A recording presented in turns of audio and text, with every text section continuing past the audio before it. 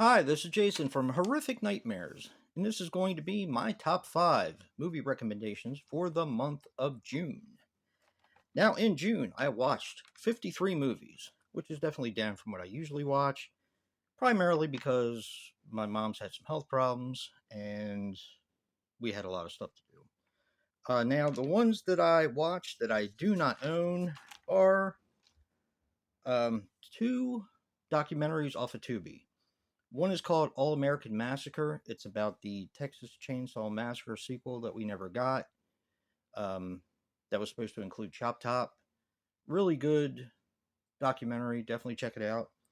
And the other one that I watched is called Oh the Horror, which is a documentary on horror movies from Tubi. All the rest, I do own, I do believe.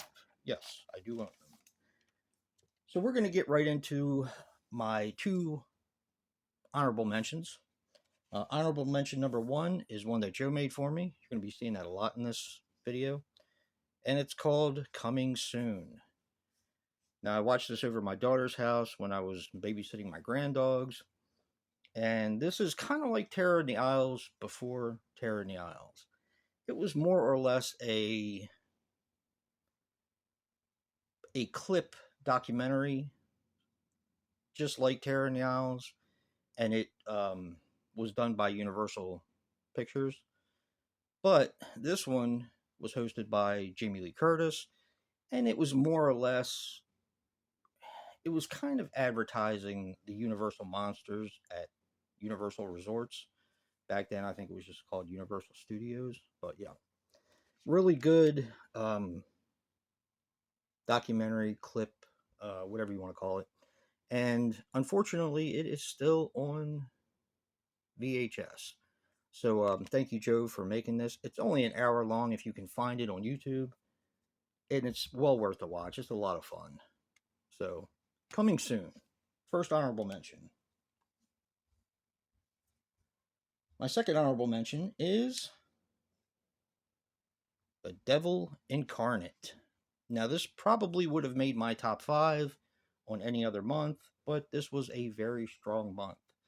This is a Paul Naschy movie where he is actually the devil, and it's a nasty piece of work. Very good, very trashy, and yeah, I loved it. And that is The Devil Incarnate. Okay, so we're going to get into the top 5. Well, actually, before I get into my top 5, I usually talk about something else. Now, for those of you who watch the stream Friday night, I really appreciate it. Joe and I both do. We're talking about I Know What You Did Last Summer, the series, and the franchise. Talk a little bit about the franchise because I feel like Joe and I kind of gave it a bad rap. Um, Even though I'm still not sure completely where I stand with this series, and I think Joe feels the same way, it is worth a watch. Um, is it ever going to compare to the original I Know What You Did Last Summer? I Still Know What You Did Last Summer, or even I'll always Know What You Did Last Summer, which I'm a fan of? No, but it was worth a watch. So definitely check it out if you have Amazon Prime. Um, yeah, it's definitely worth a watch. Okay, let's so get it. We're going to get directly into my top 5. And coming in at number 5 was a movie that really surprised me, and it's called The Attic. This is an older one. I hadn't watched this for a long time, basically because everyone trash talked it. Everyone kind of crapped all over it, said it was boring. I mean, it is a slow burn, don't get me wrong. But for me, the payoff was extraordinary. It says Carrie Snodgrass. Trying to think of who the guy was now. Ray Milan. If you've seen Frogs, you know who Ray Milan is.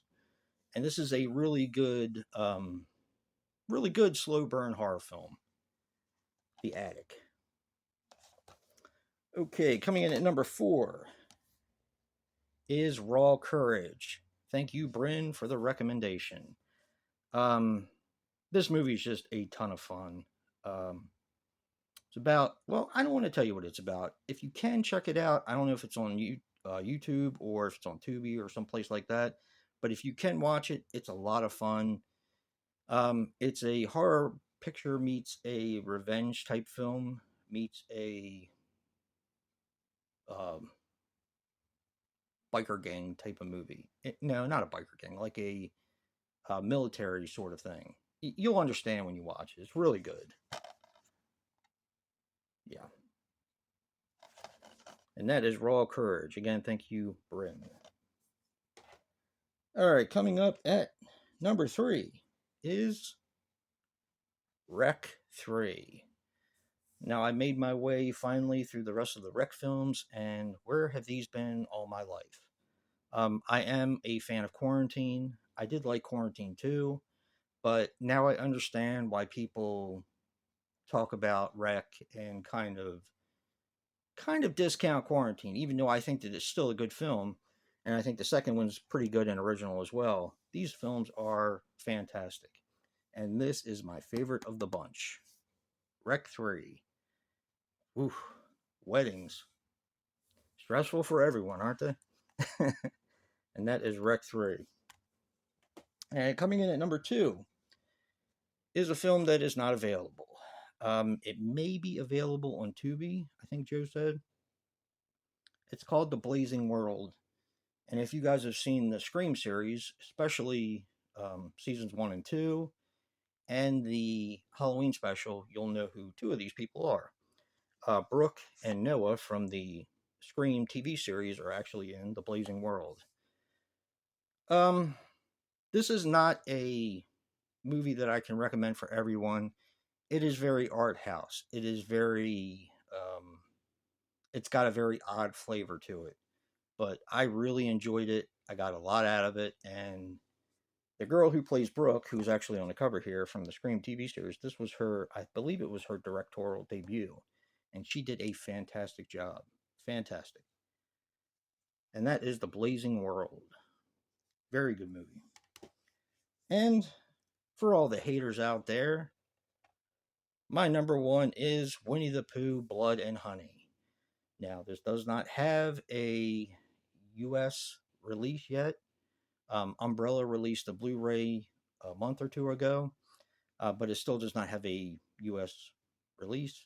Joe made me this copy. I watched this movie and absolutely loved it.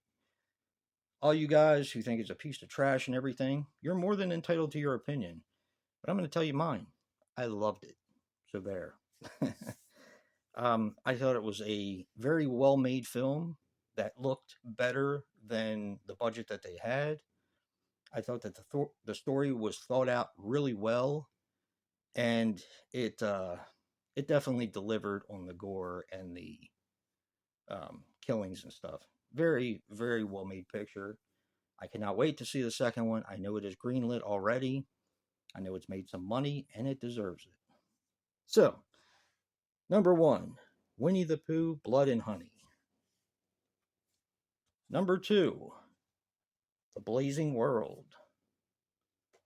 Number 3 is Rec 3. Number 4 is Raw Courage.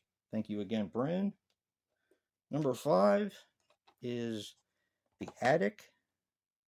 Don't know why I waited so long to watch this. Listening to everyone sucks. Let's see. My first honorable mention is Coming Soon. Second honorable mention is The Devil Incarnate. And go check out I Know What You Did Last Summer. I'm still not a fan of the characters in the series, but there's some nice twists and turns, and the kills are pretty brutal. So let me know what your top 5 is for the month, and physical media matters, guys. And until next time, peace.